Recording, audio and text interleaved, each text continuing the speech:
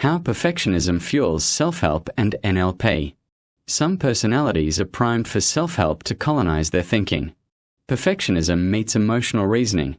Feelings get promoted to facts. Then pseudoscience and spirituality dress up desire as destiny. When that fails, coaching and NLP arrive with a simple answer: find the block. The block is rarely the belief system. It is usually a person.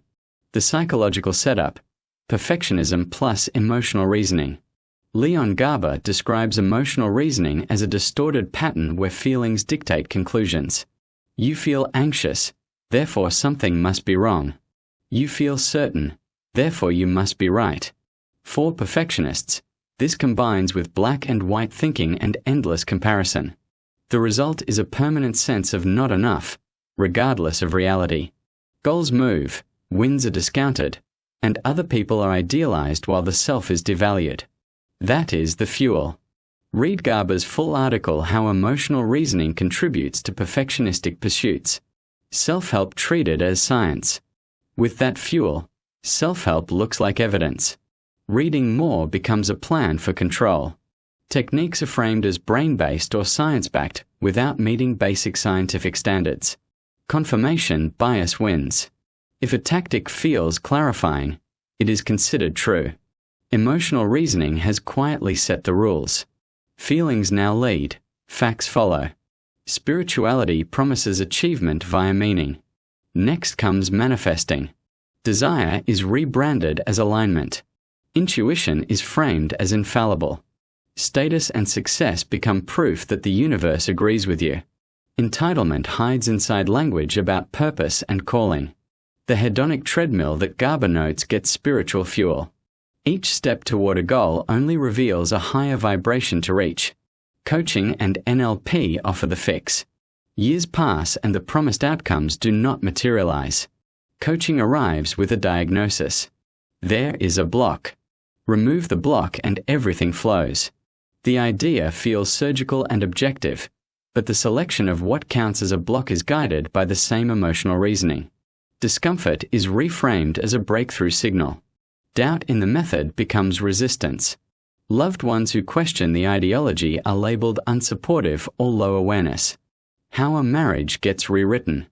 In this frame, a partner who does not validate the belief system becomes the obstacle to growth. The story shifts. The lack of achievement is not due to the market, skill gaps, or overreach. It is a relational block. The partner is the reason doors stayed shut.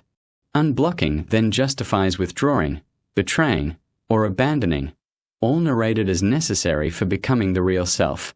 Emotional reasoning supplied the certainty. Coaching supplied the script. Why this path is so sticky. It flatters the striver. Perfectionism hears that only a rare few do the hard inner work. It reframes failure. Missed outcomes become signs of a bigger destiny about to appear. It relocates blame. Structural realities and skill gaps get replaced by personal blocks.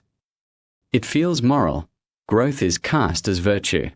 Dissent becomes small-minded or low vibration. Reality checks that cut through the fog. Use Garber's lens as a test for claims that ride on feelings. Swap the order. Write the facts first, then feeling second. If the facts disappear without the feeling, you have emotional reasoning. Name the standard. Perfectionists often avoid specific, measurable criteria. Define success in explicit terms. Check the treadmill. If each milestone creates a new one immediately, call it what it is, not growth but escalation. Disaggregate causes. Break outcomes into skill, strategy, timing, network, and chance. If one person is blamed for all of it, the narrative is rigged. Demand real evidence. Science-backed must mean peer-reviewed, replicable, and transparent, not testimonials or proprietary jargon. Devil's advocate. Could coaching help here? Yes, a competent, evidence-informed practitioner can challenge perfectionism and emotional reasoning. The problem is not reflection or goals. The problem is unqualified ideology that treats feelings as data, converts doubt into pathology, and monetizes endless becoming. What healthy progress looks like. Therapy that addresses cognitive distortions. CBT-informed work on emotional reasoning, black and white thinking, catastrophizing, and comparison. Bounded goals and review points. Time-boxed experiments with exit criteria and non-ego metrics. Relational ethics. Growth that does not require rewriting history or blaming partners for market realities. Tolerance for ambiguity. Admitting limits, luck, and context. Control where you can. Adapt where you cannot.